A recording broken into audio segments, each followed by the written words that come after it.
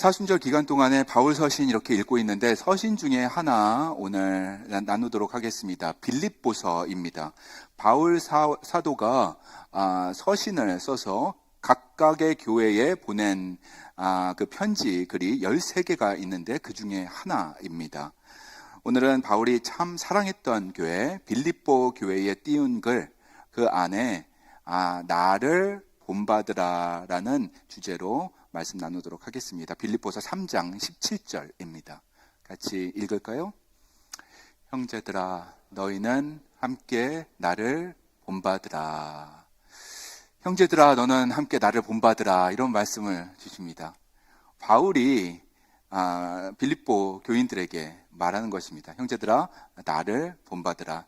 여러분, 당신은 나를 본받아야 합니다라는 취지의 말을 들어보신 적이 있으신지요?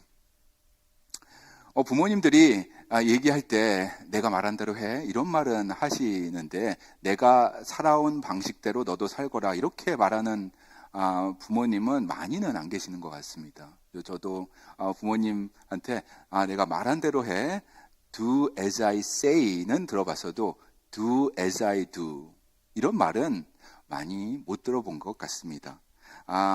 나를 따라 해라, imitate me, 이런 말은 좀 오만하게 들릴 수도 있고 교만하게 들릴 수 있어서 누구라도 이런 말은 주저하게 되는 것입니다. 그런데 여기 보니까 바울이 나를 본받으라, join in following my example, 내가 example이니까 나를 본받고 따라오라 라는 말을 하고 있습니다. 어떻게 보면 오만하게 들을 수 있는 말을 교인들에게 하고 있습니다.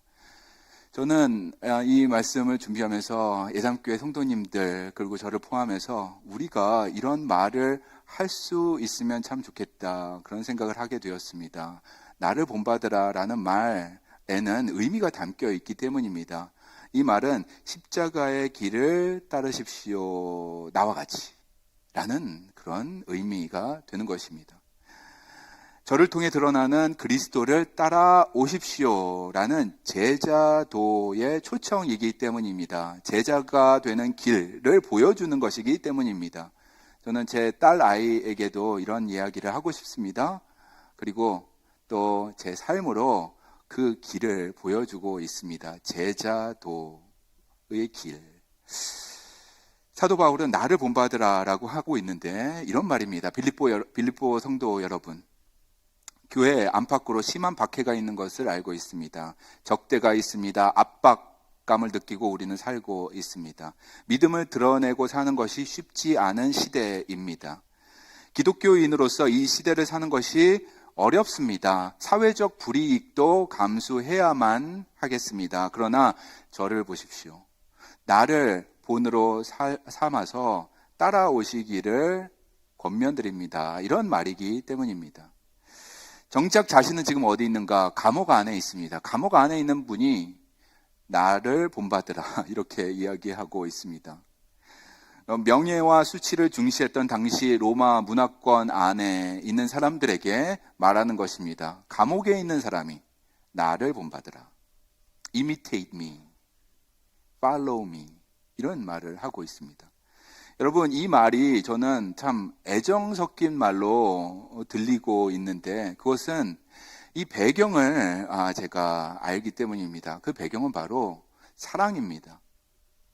바울은 빌립보 교회의 교인들을 참 사랑했습니다. 이 사랑했다는 것을 그 편지 글만 봐도 알 수 있는데 빌립보서 4장 1절 가서 한번 볼까요? 한 구절에 사랑이라는 단어가 이렇게 많이 들어있습니다. 같이 읽어보겠습니다. 시작. 그러므로 나의 사랑하고 사모하는 형제들, 나의 기쁨이요 면류관인 사랑하는 자들아, 이와 같이 주 안에 서라.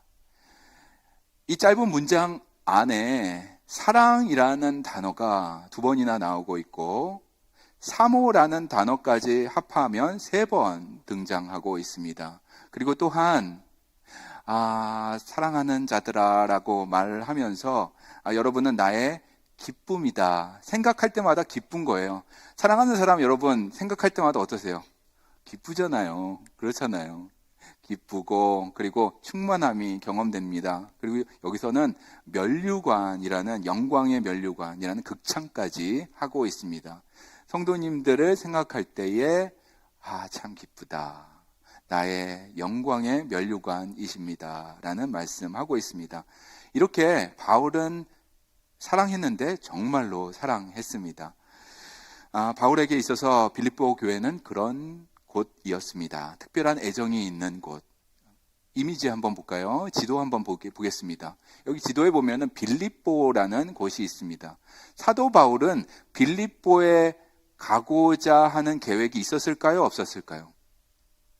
없었습니다.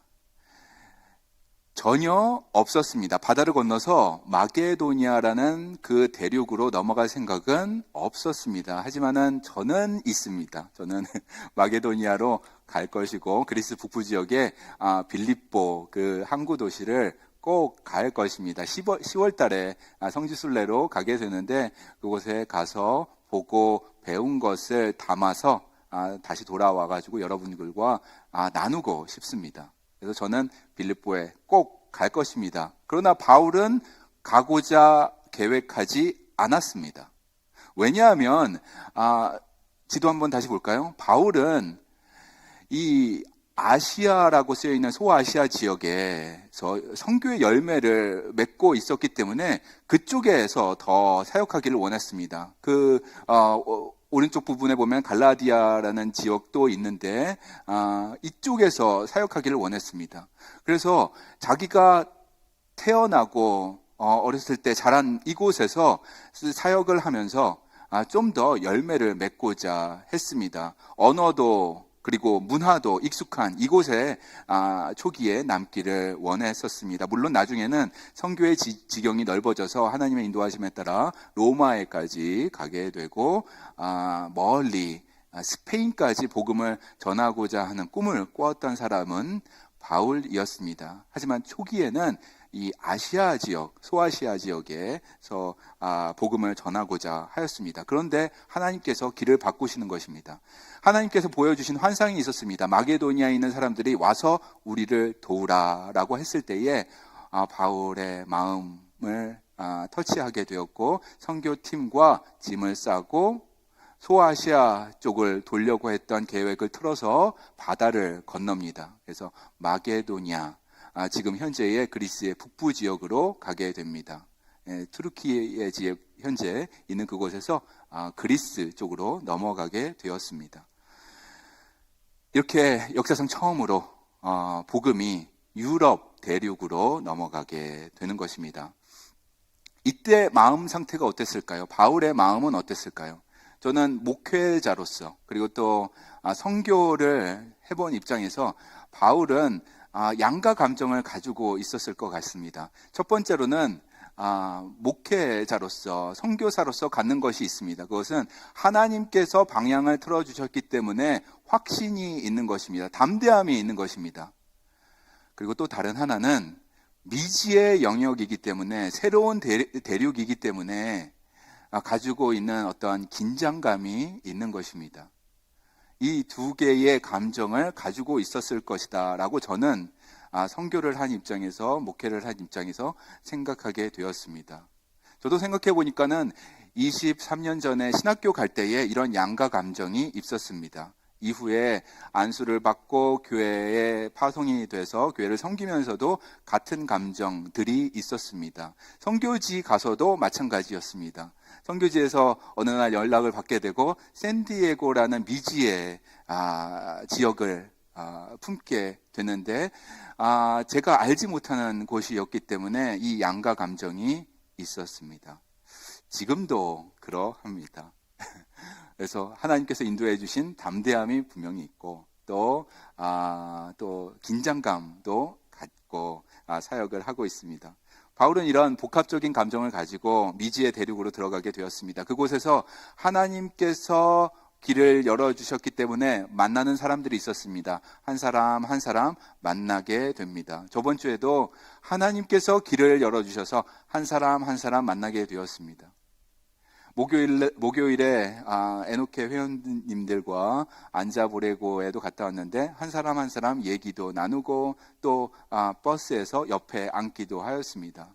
어저께도 모임을 갖고 한 사람 한 사람 이야기를 듣게 되었습니다. 신앙의 여정을 배우게 되었습니다. 이렇게 하나님께서 새로운 방식으로 길을 열어주시고 교제하게 해주시는데 바울도 그러했습니다. 본인이 예상하지 않은 장소에서 예상하지 않은 방식으로 한 사람 한 사람 만나게 되는 것입니다. 그 중에 하나가 루디아라는 여인이었습니다.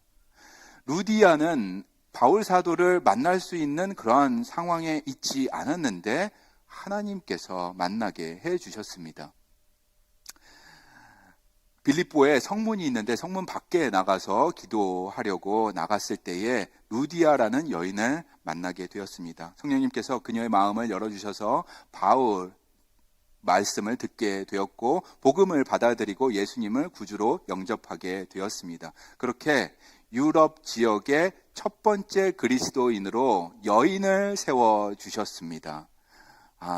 놀라운 것인데요. 그렇게 여인 루디아가 빌립보에서 첫 번째 그리스도인이 되었습니다. 그 뒤로 루디아는 바울 사도의 그 선교 사역에 있어서 중요한 역할을 감당했습니다. 가장 헌신적인 여인 그리고 가장 신뢰할 만한 동역자로 서게 되었습니다. 주님의 그 은혜 안에서 루디아를 사랑할 수밖에 없는 것입니다. 너무나 귀한 분을 하나님께서 만나게 해 주셨습니다. 저도 이곳에서 그런 루디아 같은 분들을 계속 만나고 있습니다. 얼마나 은혜인지 모르겠습니다.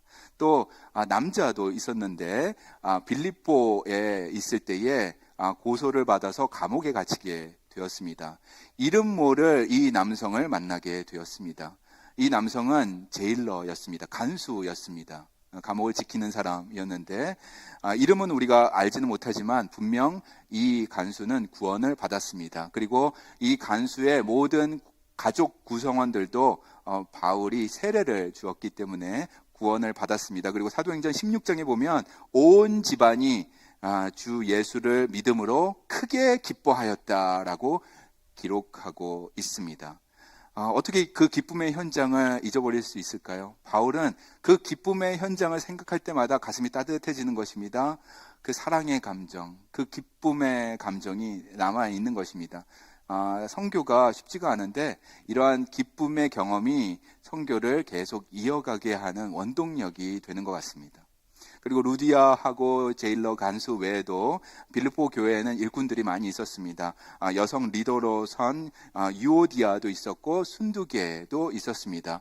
이 빌립보 교회는 여성 리더십이 잘 이렇게 조직된 교회였던 것 같습니다. 남성들도 분명히 있었습니다. 신실한 일꾼인 에바 브로디도도 있었습니다. 바울은 이렇게 전혀 예상하지 못한 곳에서 성령님의 인도하심 따라 갔을 때 예상하지 못하는 방식으로 한 사람 한 사람 주님의 사람들을 만나게 되었습니다. 참 아름다운 만남 그리고 은혜였습니다. 그런데 그 질문이 하나 저도 생기게 되었습니다. 이분들은 바울을 10년이 지났는데 기억할까? 성도님들은 나를 기억할까? 10여 년이라는 세월이 지났는데 목회자로 섰던 나를 기억할까? 선교사로 섰던 나를 기억해 줄 것인가? 라는 것입니다. 바울 사도가 선교팀과 함께 마게도니아에 들어가서 첫 번째 세운 교회가 빌립보 교회였습니다. 시간이 많이 지난 후 돌아보게 되는 것입니다. 그들은 나를 기억할까? 더욱이 무슨 잘못을 했는지 큰 잘못을 한 것 같습니다. 그래서 감옥에 갇히게 됩니다. 웬만하면은 감옥에 안 갇히는데 그것도 로마에 있는 감옥에 있는 것입니다. 명예와 수치를 중시했던 당시 문화적 배경 속에서 바울은 더 이상 존경할 만한 그런 존재가 아닌 것입니다. 바울은 더 이상 기억할 만한 그러한 대상도 아닌 것입니다. 그렇죠? 그런데 바울에게 누군가 찾아옵니다. 먼 곳에서 찾아옵니다.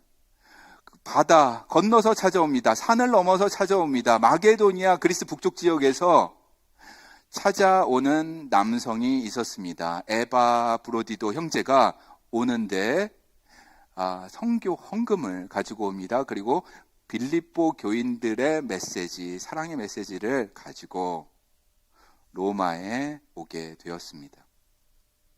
어려운 사정에 있는 사람이 이러한 메시지를 받으면 얼마나 기쁠까요? 특히 감옥 안에서 있는 사람이 이러한 따뜻한 메시지를 받게 될 때에 얼마나 큰 힘을 얻었을지 상상할 수 있는 것입니다. 저도 선교지에서 힘들고 어려울 때가 있었는데 특별히 외로울 때가 있었습니다. 이 외로움이라는 게 망치처럼 이렇게 머리를 띵 하고 때릴 때가 있었습니다. 특별히 저는 선교팀하고 12명의 선교팀이 있었습니다.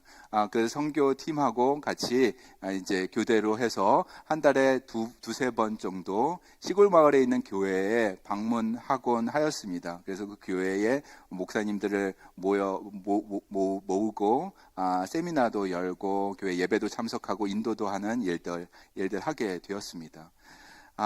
그런데 어느 날 외로움이라는 게 머릿속에 가득 차게 되었습니다. 제 주위에 사람들이 많이 있는데도 불구하고 외로움을 느꼈습니다. 그때 저의 사진이 하나 있길래 제가 여러분 하나 보여드릴게요. 하나 보여주실까요?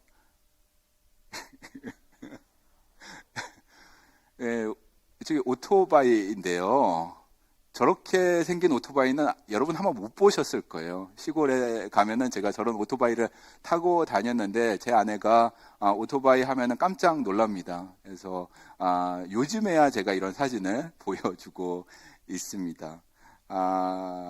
예전에 이런 거 타고 다녔는데 제가 많이 업그레이드 된 것 같아요. 요즘에 혼다 오디세이를 타고 다닙니다. 예. 아마 제 친구들은 저를 보면 깜짝 놀랄 거예요. 앤드루 목사님 많이 멋져지셨네요. 그럴 거예요. 그런데 그 외로움이 확 하고 다가올 때에 저에게 편지가 한 통 도착합니다. 예전에 교회에 섬겼을 때에 계셨던 여성 성도님, 루디아 같은 성도님인데 저에게 편지를 보내주셨습니다. 이메일을 보내주셨습니다. 인터넷이 안 돼서 인터넷 겨우 연결되는 곳에 가서 그 텍스트를 받아서 읽게 되었습니다. 얼마나 마음을 담아서 쓴 글이던지 마음이 참 찡하고 제게 새로운 힘과 격려를 주는 그러한 메시지였습니다. 저는 그 날을 잊을 수가 없습니다. 제가 지금은 예담교회를 섬기고 있고 많은 사랑을 정말 받고 있습니다.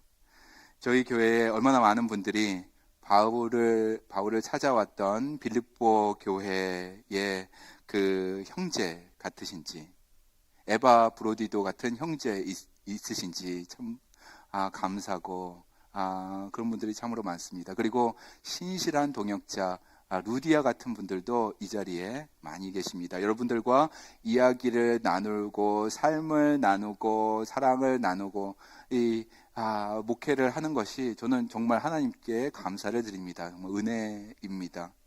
이런 신실하신 분들이 이 안에 계시기에 저는 우리 교회의 미래를 봅니다. 희망을 봅니다. 우리 예담교회가 예수님을 더 닮아가서 가정을 품고 지역사회를 품고 세상을 품는 그러한 교회로 더욱더 서가게 될 줄로 저는 확신합니다. 아멘, 아멘. 세상은 흔들리고 있습니다, 여러분. 세상은 흔들리고 사람들은 변한다는 찬양이 있는데 오늘 우리가 이 찬양을 부를 터인데 정말 그렇습니다. 세상 혼란 속에서 우리가 흔들리지 않으려면 닷을 내려야 하겠습니다. 흔들리지 않는 그 곳에 내려야 하겠습니다. 그리스도께 내려야 하겠습니다. 믿음 위에서 굳건히 서가는 저와 여러분들 되시기를 소망합니다.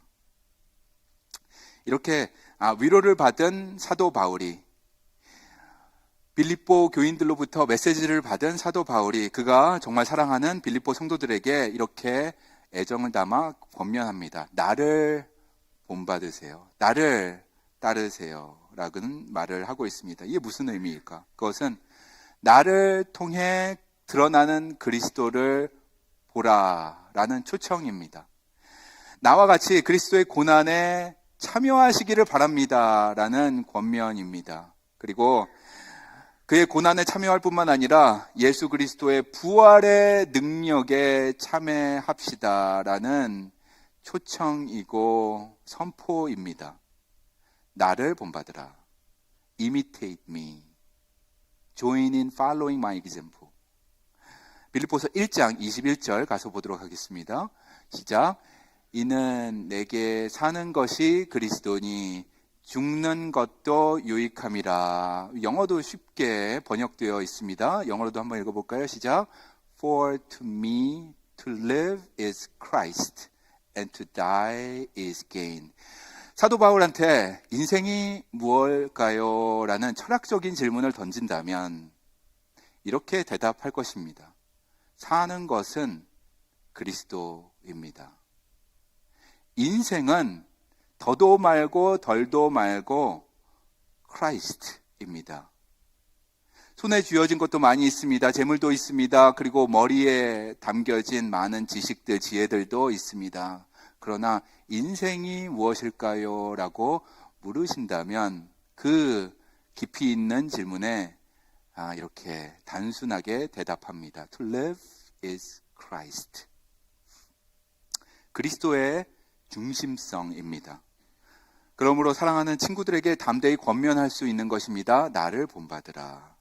나를 따라오십시오. 나를 본으로 삼아 주십시오.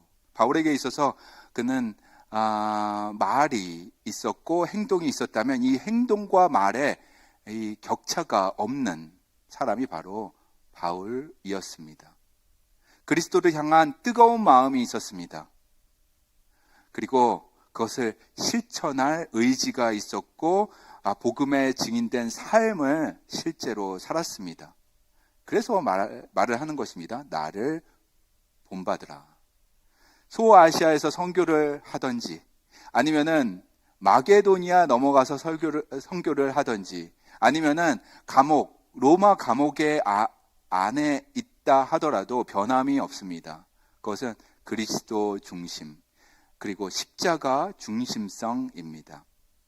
어떤 상황 속에서라도 어떤 위험 속에서라도 세상이 아무리 흔들리고 사람들은 변한다 하더라도 세상에 전쟁의 소문이 이곳저곳에서 난다 하더라도 우리가 흔들리지 않는 것은 그것은 그리스도 중심성이 있기 때문입니다. Christ-centered life가 있기 때문입니다.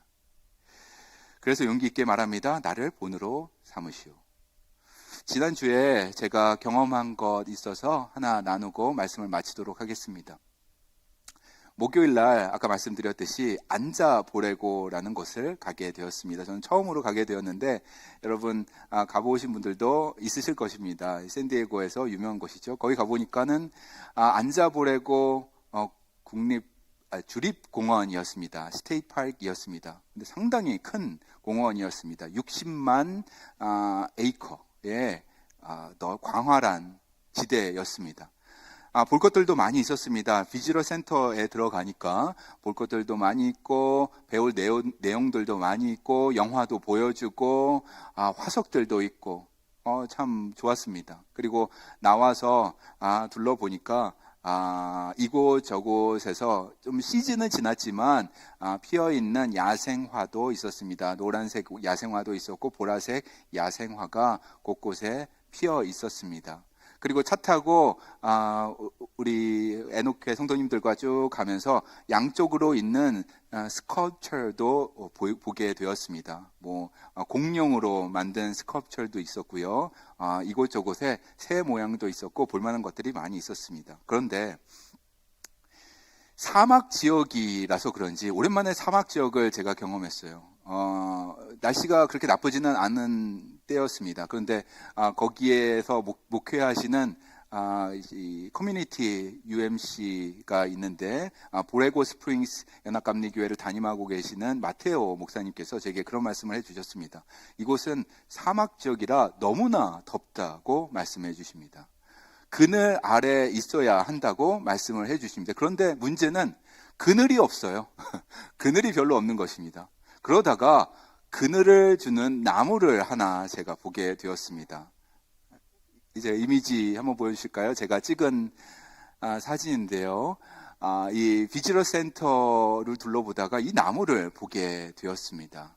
이 나무의 이름은 메스키트라는 나무인데 사막 지역에서 자라는 나무라고 합니다. 이 그늘 아래에 저는 싹 들어가게 되었습니다. 그리고 나서 바람을 느끼게 되었습니다. 그리고 큰 숨을 들여 마시게 되었습니다. 그리고 참 좋다. 와, 여기 온 것 정말 감사하다 하는 마음이 들었고, 이 그늘이 좋아서 우리 에녹계 성도님들과 함께 요 옆에서 사진도 찍게 되었습니다. 저는 그 후에도 이 그늘 밑에 잠깐 머물게 되었습니다. 그러면서 그런 생각을 했어요.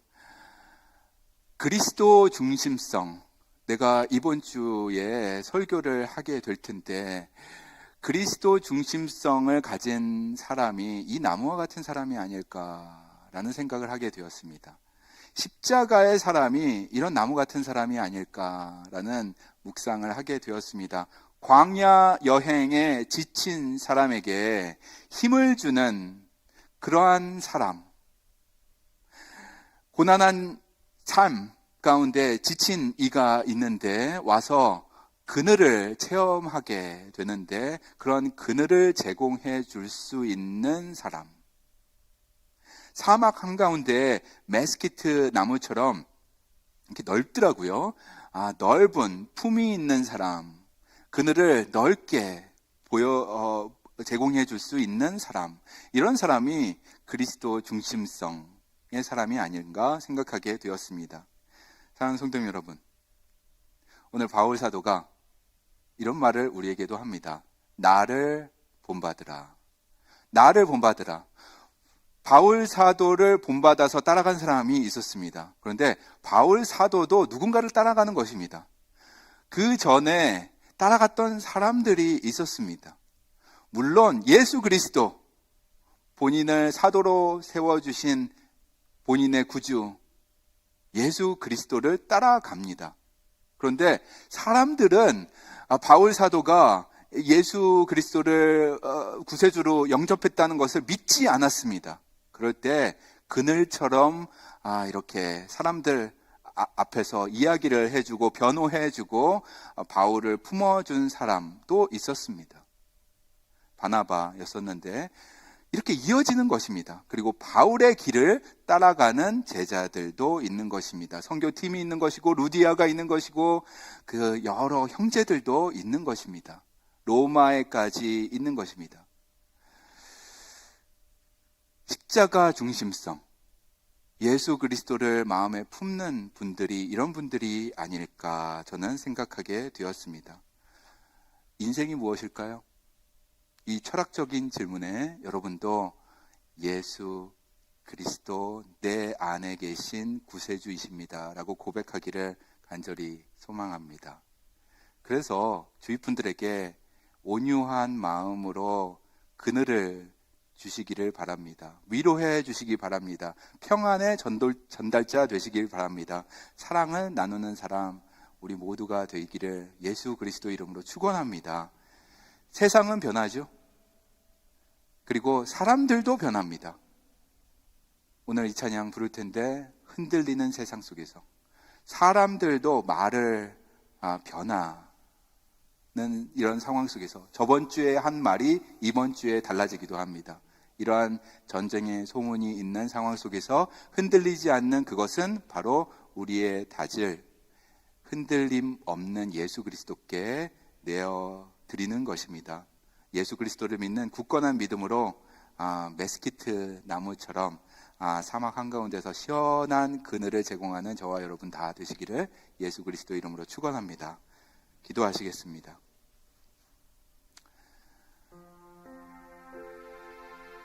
오늘 빌립보서 말씀을 통하여서 저희에게 주님의 마음 알게 하시니 감사합니다.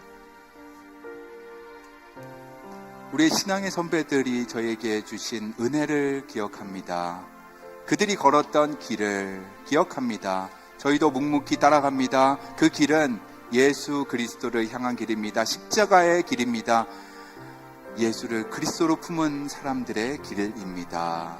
그러므로 고난에 참여하는 것뿐만 아니라 영광에 참여하는 우리 모두가 되게 하여 주옵소서. 평안을 경험하는 우리 모두가 되게 하여 주옵소서. 예수님과 손잡고 걸어가는 이 길 지치지 않게 하여 주시고, 주님께서 부어주시는 그 평강을, 세심한 인도하심을 매일매일 체험하는 예담교회 성도님들 다 되게 하여 주옵소서. 예수 그리스도 이름으로 기도합니다.